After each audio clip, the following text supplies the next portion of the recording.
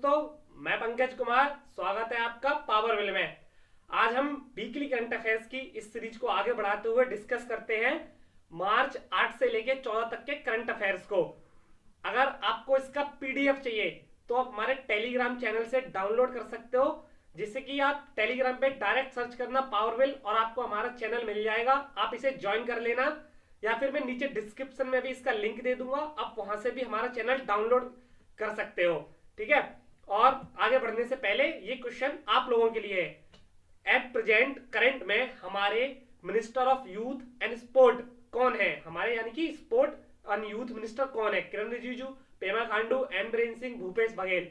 आप इसका आंसर नीचे कमेंट में जरूर दीजिएगा।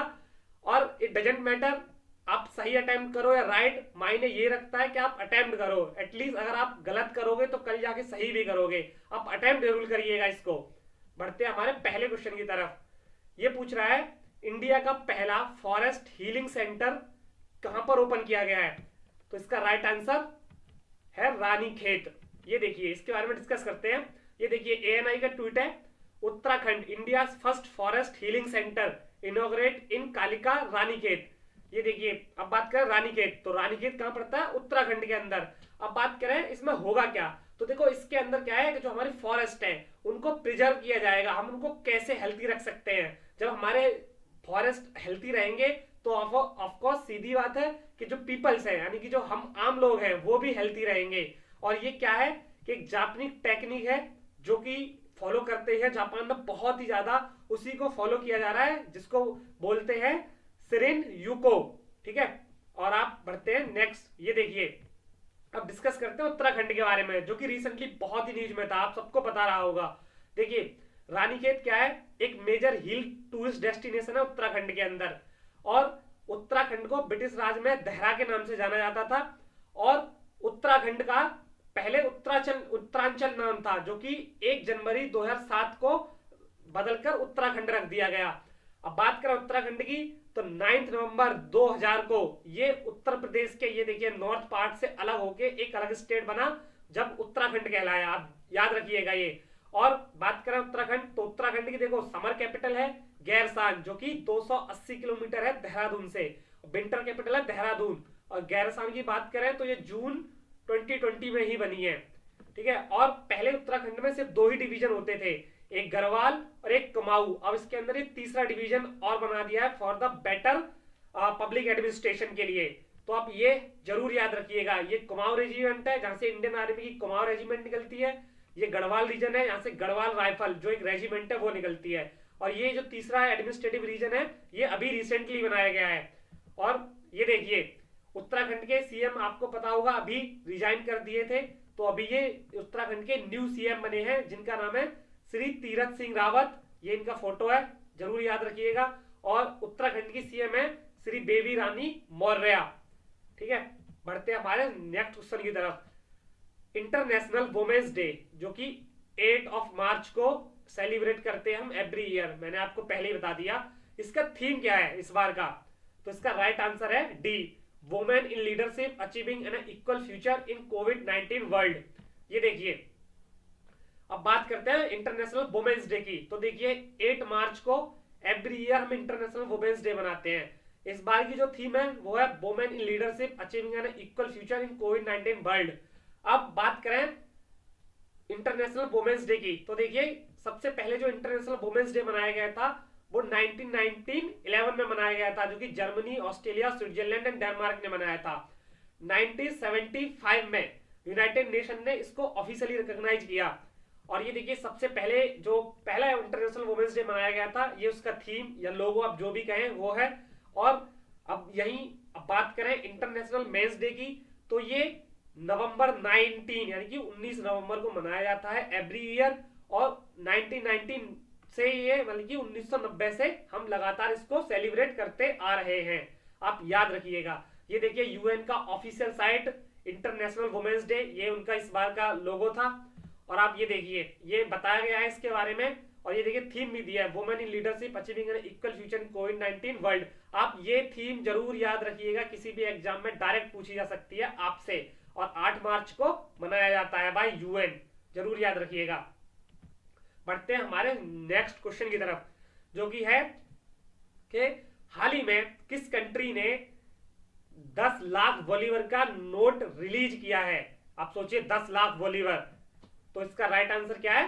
वेनेजुएला। अब बात करते हैं वेनेजुएला की। तो ये देखिए, ये वेनेजुएला की करेंसी है 200, 500, 1 मिलियन, यानी कि ये 10 लाख बॉलीवर। जो वेनेजुएला की करेंसी से हमारे यहाँ रुपया चलता है, उनके यहाँ पे बॉलीवर चलता है। तो देखिए, और इसका रीजन क्या है तो मैं आपको पहले ही बता दूं, इसका मेन रीजन है वहां पे बढ़ता हुआ इकोनॉमिक क्राइसिस। तो इस नोट को वेनेजुएला की सेंट्रल बैंक ने इशू किया है, और ये 1 मिलियन बॉलीवर का एक सिंगल नोट है। और अगर आप बात करें देखिए इंडियन रुपी में, तो इस 10 लाख रुपए के एक नोट की कीमत सिर्फ 36 रुपए है। सोचिए 36 रुपए। आप ट्राई कीजिएगा वेनेजुएला जाने का, अच्छा टूरिस्ट डेस्टिनेशन बनेगा, 36 रुपए लेके जाओ 10 लाख रुपए हो जाएंगे। अब वही बात आई जैसा मैंने भी डिस्कस किया था। तो वेनेजुएला के अंदर चल क्या रहा है तो इसके बारे में डिस्कस करते हैं। तो देखिए, वेनेजुएला रिसेशन में चल रहा है, ठीक है। वहां की जो रेवेन्यू जो मतलब मेनली क्रूड ऑयल बेस्ड है, तो उस पे यूएस के बहुत हैवी सैंक्शंस लगे हुए हैं। वो ना किसी कंट्री को अपना ऑयल एक्सपोर्ट कर सकता है, ना कुछ और अपना इंपोर्ट कर सकता है। और कोरोना वायरस बहुत ही मिस हैंडल किया गया है, जिस वजह से वहां हाइपर इन्फ्लेशन हो गया है, और अब इकोनॉमी एकदम उनकी बैठ गई है, बिल्कुल भी नहीं हो रही। इस वजह से उन्होंने हाई वैल्यू की करेंसी को इशू किया है, जिससे उनका मानना है कि जो उनकी जो कंडीशन हुई है अभी इकोनॉमिक कंडीशन, वो बहुत जल्दी ना सही बट धीरे धीरे ही संभल जाए। अब बात करें हम वेनेजुएला, तो वेनेजुएला की जो कैपिटल है वो है काराकस, और यहाँ के जो प्रेसिडेंट है वो है निकोलस मदुरे, ठीक है। और ये देखिए, आप CNN का आर्टिकल देख सकते हो, Venezuela issue new currency amid hyper inflation and social turmoil. अब बात करें टर्मोइल, तो देखो टर्मोइल कुछ नहीं, एक इसका मतलब होता है क्या, ऐसी कोई कंडीशन जब आप एक्सट्रीमली कंफ्यूज हो जाते हो, किसी चीज बहुत ज्यादा कंफ्यूज हो जाओ, तो उसको बोलते हैं, तो मैं लिख देता हूं, एक्सट्रीम कंफ्यूज, ये होता है टर्मोइल का मतलब। तो अब डिस्कस करते हैं वेनेजुएला के बारे में। तो देखिए, ये वेनेजुएला एक साउथ अमेरिकन कंट्री है, साउथ अमेरिका कॉन्टिनेंट है, उसमें पड़ती है। ये देखिए, वेनेजुएला कैपिटल कराकस, ये ब्राजील का कैपिटल ब्रसेलिया, अर्जेंटीना का ब्यूनस आयरस, चिले का सेंटियागो, पेरू का लीमा, और अगर हम बात करें कोलंबिया, तो कोलंबिया का कैपिटल है Bogota, VAGOTA, Colombia capital Bogota. और अगर हम बात करें इसमें इक्वाडोर, तो इक्वाडोर का कैपिटल पड़ता है आपका क्वेटो, ये देखिए मैं यहां लिख देता हूं इसको, क्वेटो। और बात करें हम गुआना, तो गुआना का कैपिटल पड़ता है आपका जॉर्ज टाउन। अब मैं सारी तो नहीं लिख सकता यहाँ पे, जॉर्ज टाउन। और सुरीनेम का कैपिटल पड़ता है आपका, ये है पैरामारीबो। और अगर हम बात करें फ्रेंच गुआना, तो फ्रेंच गुआना का कैपिटल पड़ता है शयाने, CAYENNE, ये देखिए शयाने। और अब हम आगे बढ़ते हैं, तो देखिए बोलेविया, बोलेविया रह गया, तो बोलेविया का कैपिटल पड़ता है लापेज। देखिए मैं आपको इसके बारे में एक इंटरेस्टिंग फैक्ट बताता हूं, जो बोलेविया की कैपिटल सिटी है ना, ये वर्ल्ड की सबसे हाईएस्ट कैपिटल सिटी है, आप ये याद रखिएगा, ठीक है। और बात करें उराग्वे का कैपिटल है मोंटेविडियो। अब बढ़ते हैं हमारे नेक्स्ट क्वेश्चन की तरफ। और देखो, जाने से पहले मैं आपको बता दूं, ये पड़ता है पनामा, यहाँ पे है पनामा कनाल।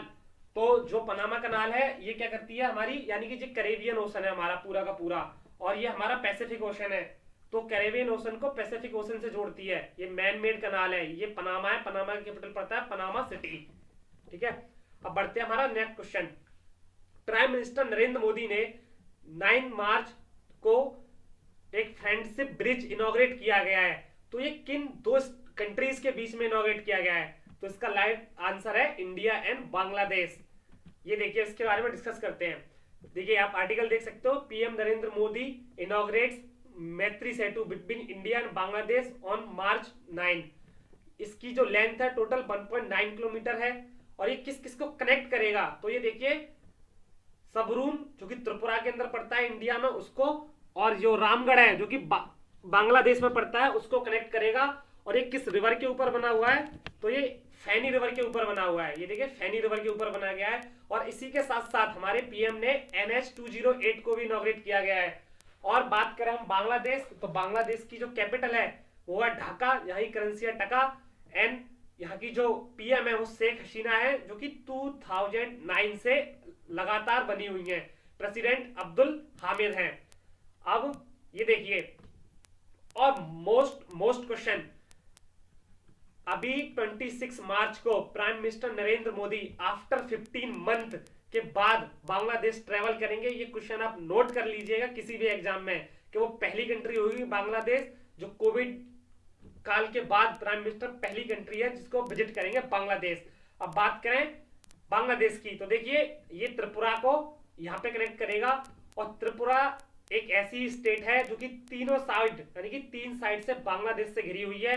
और बाकी की आप 7 सिस्टर देख सकते हो, दिया हुआ है। आप अच्छे तरीके से इस मैप को देख लीजिएगा, आपको पूरा का पूरा पता होना चाहिए कौन सी स्टेट कहां पड़ती है। ठीक है, अब ये देखिए आपको एक्स्ट्रा न्यूज और मैं देता हूं इसमें।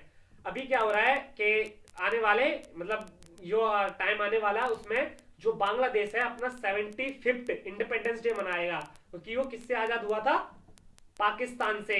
इसीलिए तो उसको किस रूप में मनाया गया है? स्वर्णिम विजय दिवस, इसके रूप में मनाया जाएगा।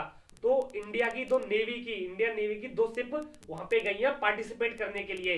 और कहां पे? मोंगला पोर्ट पे उन्होंने डॉक किया है। तो आपको मैप में दिखाता हूं, देखिए ये है मोंगला पोर्ट, यहाँ पे इन्होंने डॉक किया है। और 75th इंडिपेंडेंस डे मनाएगा बांग्लादेश अपना, जिसको नाम दिया गया है स्वर्णिम विजय वर्ष, क्योंकि 1971 में बांग्लादेश पाकिस्तान से आजाद हो गया था। जिससे कि क्या है, ईस्ट पाकिस्तान से क्या बन गया था? बांग्लादेश। आप जरूर याद रखिएगा, बांग्लादेश बन गया था ये 1971 में। ठीक है, अब बढ़ते हमारे नेक्स्ट क्वेश्चन की तरफ। 8 मार्च 2021 को सारी रेलवे की हेल्पलाइन नंबर्स को मर्ज करके एक सिंगल नंबर में कन्वर्ट कर दिया गया है। तो वो सिंगल नंबर कौन सा है? तो इसका राइट आंसर है 139, 139। आप ये देख सकते हो रेलवे का ऑफिशियल न्यूज। रेलवे ने जो कि 182 और 138 जो होता था, अब इन सबको मर्ज करके एक सिंबल नंबर बना दिया गया है, जो है 139, 139। आपको कोई भी इशू है, कोई भी क्वारी है, आप इस नंबर पे डायरेक्ट कॉल करिए और सारी प्रॉब्लम आपकी सॉर्ट आउट हो जाएंगी। इसमें ज्यादा कुछ है भी नहीं क्वेश्चन में। बढ़ते हैं हमारे नेक्स्ट क्वेश्चन, ये है इंडियन नेवी को हाल ही में 10 मार्च को सबमरीन इंडक्ट करी है। तो उस सबमरीन का नाम क्या है? तो सबमरीन का क्या नाम है? INS करंज। ये देखिए हिंदुस्तान टाइम्स का आर्टिकल देख सकते हो, Indian navy commission scorpion class submarine INS Karanj on March of 10th। ये देखिए इंडियन नेवी, देखिए इसमें मैं आपको बताता हूं क्या है। स्कॉर्पियन प्रोजेक्ट मैं दिखाता हूं, प्रोजेक्ट 75 के under total 6 diesel electric submarine बनाई जाएंगी। उसमें से 3 डिलीवर हो चुकी हैं इंडियन नेवी को। तो उसमें से जो पहली सबमरीन थी INS कलवेरी, जो कि 2017 में इंडक्ट कर दी गई थी इंडियन नेवी में। INS खंडेरी 2019 में कर दी गई थी। और 2021 में कौन सी? INS करंज कर दी गई है। बाकी 3 बची हैं। और आप ये देखिए इंडक्शन सेरेमनी है, क्या ब्यूटीफुल फोटो है। पीछे ये करंज, INS करंज देख सकते हो आप। ये अपने Indian navy chief Karambir Singh Lamba साहब। ठीक है, और आप ये देखिए ये नीचे डॉक करती हुई सबमरीन। और आप अब यहाँ पे आपको मैं बताता हूँ प्रोजेक्ट 75 है क्या। तो देखिए प्रोजेक्ट 75 इसके अंदर क्या है, स्कॉर्पियन क्लास की, कलवरी क्लास की टोटल 6 डीजल इलेक्ट्रिक सबमरीन बनाई जाएंगी इंडियन नेवी के लिए। आप याद रखिएगा टोटल 6 सबमरीन बनाई जाएंगी।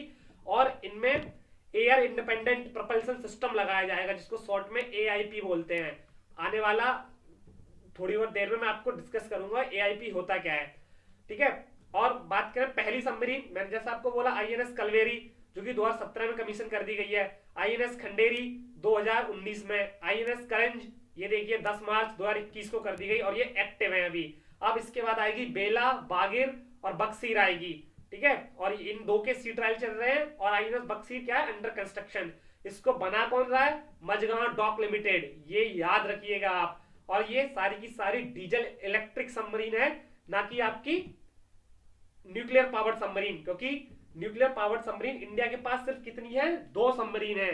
अगर मैं आपको उनका नाम बताऊं तो एक है INS अरिहंत, ठीक है, और दूसरी है चक्रा, INS चक्रा, ठीक है। और बात करें पूरी दुनिया, तो पूरी दुनिया में देखो सबसे ज्यादा जो न्यूक्लियर सबमरीन है वो USA के पास है 71, देन रसिया के पास, जिसे हम रूस बोलते हैं, हमारा प्यारा रूस, ठीक है, रूस के पास 33 है।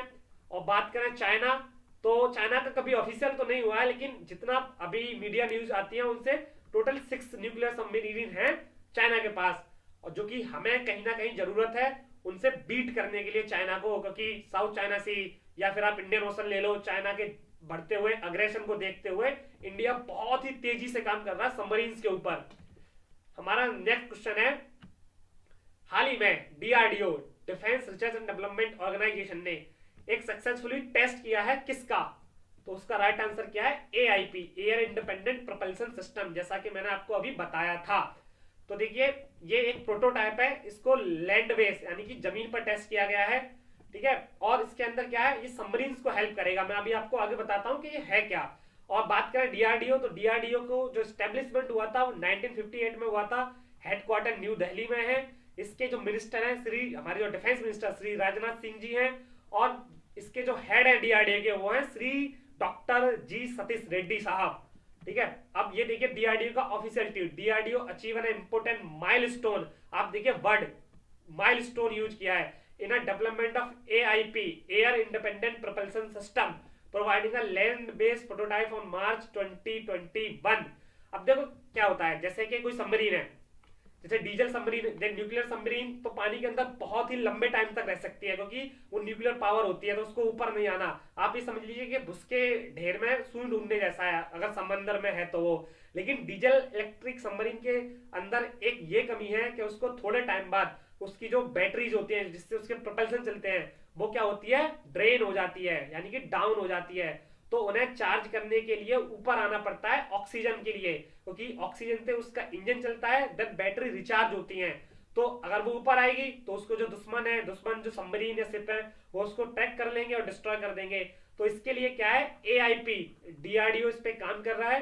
AIP में क्या हुआ कि जब पानी के अंदर सबमरीन होगी तो वहां पे वो उसको ऑक्सीजन प्रोवाइड करेगा और बैटरी को अगेन रिचार्ज कर देगा, जिससे सबमरीन और भी ज्यादा टाइम तक पानी के अंदर रह सकती है, और जो कि सबमरीन्स को क्या है बहुत ही लीथल बना देगा, यानी कि अच्छे खासे आने वाले टाइम में आप देखोगे कि जो हमारी, मैंने आपको जैसे बताया P75 यानी कि प्रोजेक्ट 75 के अंदर जो 6 सबमरीन्स बन रही हैं, जिसमें से 3 डिलीवर हो चुकी हैं, आने वाली 3 में ये AIP सिस्टम यूज होगा।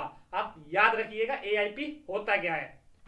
हमारा नेक्स्ट क्वेश्चन है, इंडिया का पहला लार्जेस्ट किडनी डायलिसिस हॉस्पिटल कहां स्टैब्लिश किया गया है, तो इसका राइट आंसर है दिल्ली। और आप ये देखिए गुरु Harikishan institute of medical science and research kidney dialysis centre बनाया गया है, ये इसका फोटो है।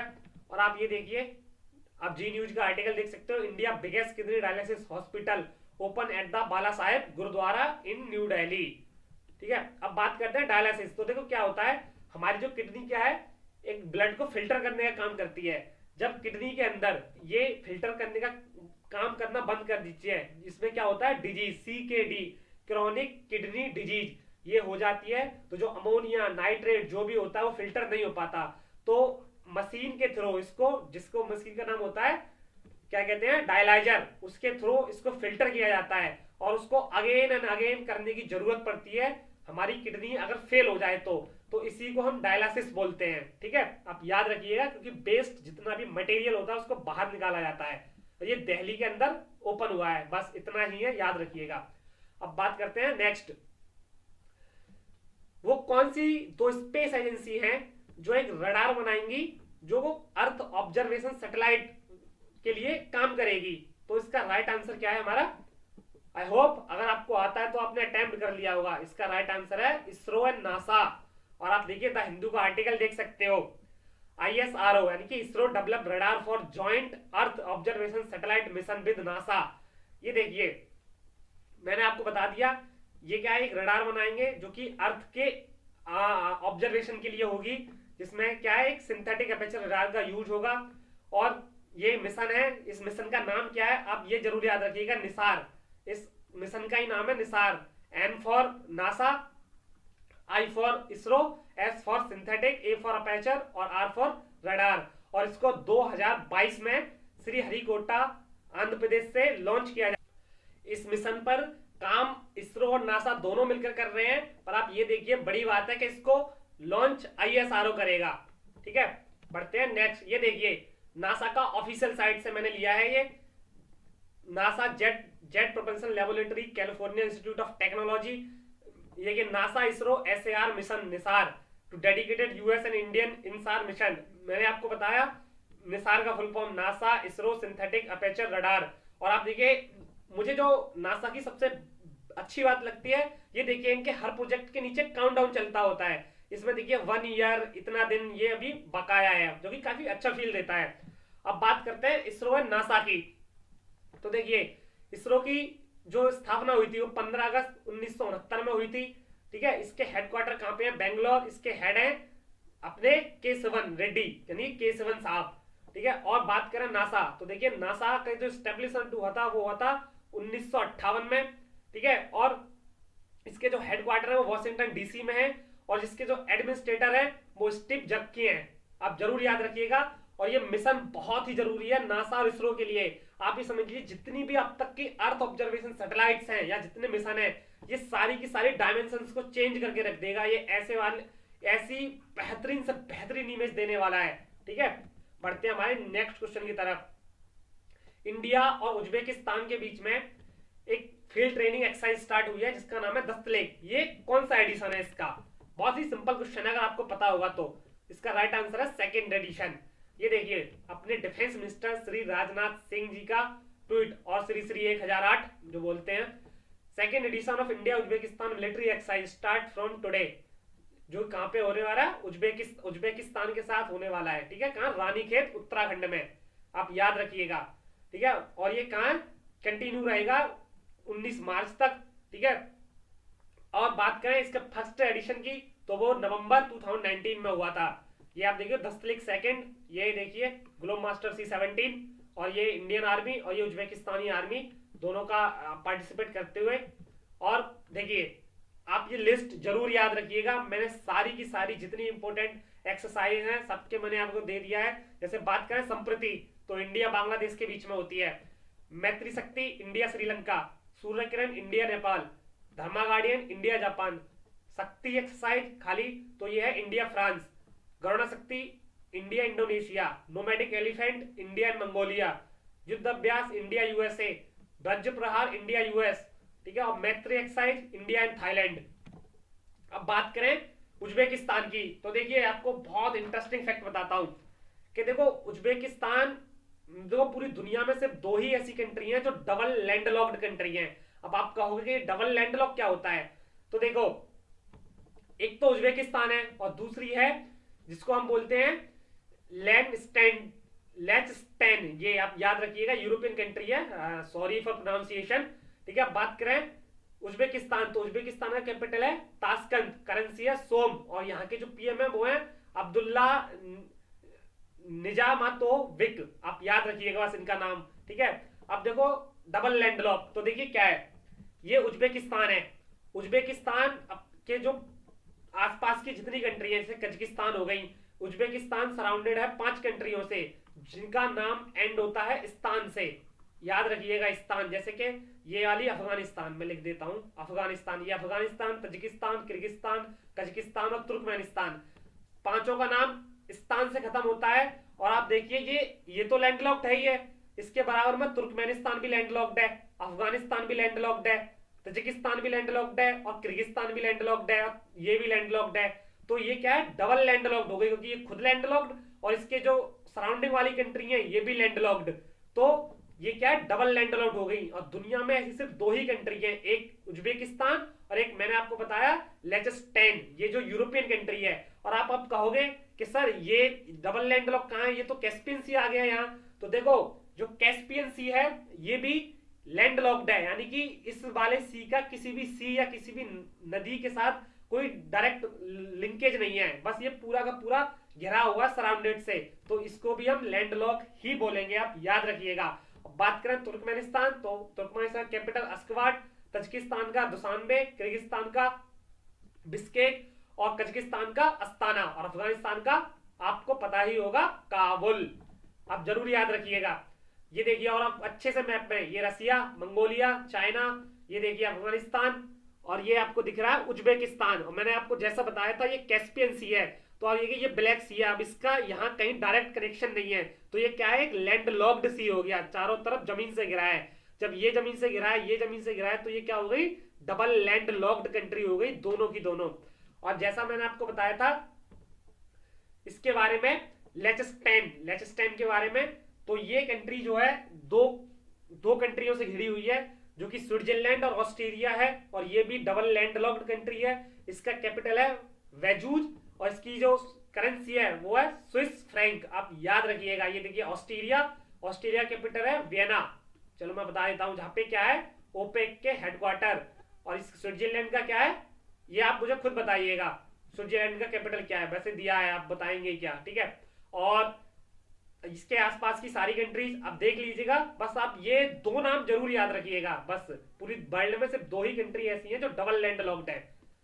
अब बढ़ते हैं हमारे नेक्स्ट क्वेश्चन की तरफ। हाल ही में किस क्रिकेटर को ब्रांड एम्बेसडर अपॉइंट किया गया है? ग्लेनमार्क एक फार्मास्यूटिकल कंपनी है, तो इसके राइट आंसर है रोहित शर्मा को। आप ये देख सकते हो, ग्लेनमार्क रोहित शर्मा को एज ए ब्रांड एम्बेसडर इन्होंने अपॉइंट किया है, ठीक है। अब बढ़ते हैं नेक्स्ट क्वेश्चन की तरफ। किस फेमस बॉलीवुड एक्टर को ऑनर किया गया है international federation of film archive FIAF के द्वारा? तो इसका राइट आंसर है श्री अमिताभ बच्चन जी। ये देखिए, आप देख सकते हो कि 19 मार्च यानी कि 19 मार्च को ये इनको अवार्ड दिया जाएगा, ठीक है। और ये आप सोचिए, इंडियन बॉलीवुड यानी कि बॉलीवुड के पहले एक्टर हैं जिनको इस अवार्ड से ऑनर किया जाएगा। और इनको देगा कौन? देखिए, तो हॉलीवुड फिल्म मेकर, ये देखिए मार्टिन और क्रिस्टोफर नोलन को तो आई होप आप जानते होंगे, जिनकी अभी बहुत ही फेमस एक मूवी आई है टीनेट करके। अगर आपने नहीं देखी है तो एक बार देखना जरूर, ठीक है। ये अमिताभ बच्चन जी को ये अवार्ड देंगे। और बच्चन साहब जो हैं फिल्म हेरिटेज फाउंडेशन के ब्रांड एम्बेसडर भी हैं, आप ये भी याद रखिएगा। देखिए, the presentation of 2021 IAAF award to Amitabh Bachchan, ठीक है। और आप ये देखिए, अब बात करें IAAF, देखिए इस पे भी नाम लिखा हुआ है क्रिस्टोफर नोलन, मतलब one of my favourite director, ठीक है। अब बात करें FIAF, तो इसका फुल फॉर्म है international federation of film archive, याद रखिएगा। इसको फाउंड किया गया था 17 जून 1938 को। हेडक्वार्टर है फ्रांस, पेरिस के अंदर, ठीक है। और इसके क्या है, ये हर साल अवार्ड दिया जाता है इंटरनेशनली, ठीक है। और हमारा नेक्स्ट क्वेश्चन है, हाल ही में प्राइम मिनिस्टर नरेंद्र मोदी ने साबरमती आश्रम से एक जो महोत्सव है उसको इनॉग्रेट किया गया है, तो उस महोत्सव का नाम क्या है? तो इसका राइट आंसर है अमृत फेस्टिवल ऑफ इंडिपेंडेंट, और जिसको हम हिंदी में बोलते हैं आजादी का अमृत महोत्सव। देखिए, आप इसको अच्छे से समझिएगा, मैं आपको बताता हूं ये है क्या। देखिए, इसमें क्या है कि हम अपना 75th इंडिपेंडेंस डे मनाएंगे, ठीक है, 2022 में 75th।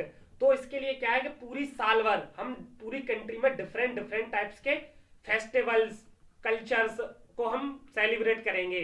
तो इसमें देखिए, पीएम मोदी लॉन्च आजादी ka Amrit Mahotsav on Friday, flag off march from Sabarmati to Dandi. इसकी स्टार्टिंग इससे कर दी गई है। अब आप दांडी है तो आपने जरूर पता होगा कि क्या हुआ था मार्च, मैं आपको बता देता हूं, मार्च 12, 1930 को गांधी जी ने अपनी यात्रा स्टार्ट की थी दांडी, जो कि एक कोस्टल विलेज पड़ता है गुजरात के अंदर। कितने? अपने 78 फॉलोअर्स को लेके स्टार्ट करी थी उन्होंने अपनी यात्रा, और वो दांडी पहुंच गए थे कब? 5 अप्रैल 1930 को पहुंच गए थे। और इन्होंने क्या है, सिर्फ 24 दिन के अंदर, आप ये याद रखिए, 24 दिन के अंदर 390 किलोमीटर का डिस्टेंस ट्रेवल किया था, और वहां पे नमक बनाया था और उस लॉ को तोड़ दिया था जो अंग्रेजों का था, ठीक है। आप ये याद रखिएगा। तो इसी को इन्होंने, प्राइम मिनिस्टर मोदी जी ने इसको इनॉग्रेट किया गया है, उसी को कमेमोरेट करने के लिए। और अगर बात करें तो देखो, मैंने जैसा आपको बताया, आजादी के महोत्सव सीरीज ऑफ इवेंट है, जो कि 75th इंडिपेंडेंस जो है हमारा एनिवर्सरी होगी इंडिपेंडेंस डे की, उसको पूरी कंट्री में मनाया जाएगा। इसमें डिफरेंट टाइप्स के इवेंट होंगे ऑल ओवर द कंट्री, ठीक है। और आप ये देखिए, भारत का अमृत महोत्सव 75th year of the independence, इसका लोगो डिजाइन कंपटीशन चल रहा है। अगर आप अच्छा लोगो बना लेते हो या आपकी जानकारी में कोई है तो प्लीज इसमें पार्टिसिपेट कीजिएगा। जो भी विनर होगा उसको 1.75 लाख का प्राइज मिलेगा। और देखिए इसको इनॉग्रेट करने के लिए कि किस तरीके से इनॉग्रेट किया जाएगा, कैसे हमें काम करना चाहिए, प्राइम मिनिस्टर नरेंद्र मोदी की अध्यक्षता में एक कमेटी बनाई गई है जिसमें 259 मेंबर होंगे और एक हाई लेवल कमेटी है। ठीक है, और मैं आपको बताता हूं इसके मेंबर कौन कौन होंगे। देखिए तो आजादी का अमृत महोत्सव, तो former president Pratibha Singh Patil, chief justice S Sharad Bobde हमारे, एनएसए अजित डोभाल, और 28 चीफ मिनिस्टर्स हैं।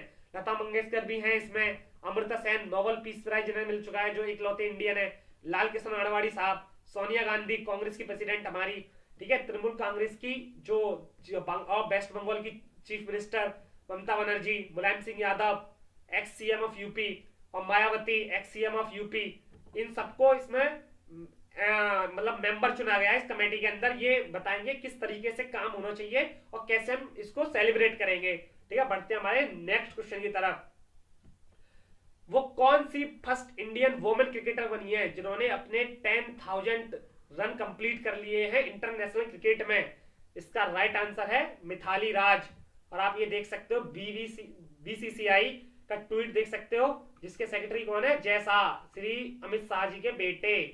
ठीक है, और ये देखिए what a champion cricketer, first Indian women batter to score 10,000 के मतलब 1000 इंटरनेशनल रन। ये देखिए मिथाली राज 10,000 रन। और बात करें मिथाली राज की तो उन्होंने क्या कहते हैं 212 ओडीआई खेले हैं इंडिया के लिए, और ये कैप्टन है इंडियन वुमेन्स टीम की, आप ये जरूर याद रखिएगा। ठीक है, और ये इन्होंने क्या करा है, साउथ अफ्रीका के खिलाफ जो सीरीज चल रही थी इंडियन वुमेन की, उसमें इन्होंने 10,000 रन कंप्लीट किए हैं अपने। ठीक है, और आप ये देख सकते हो।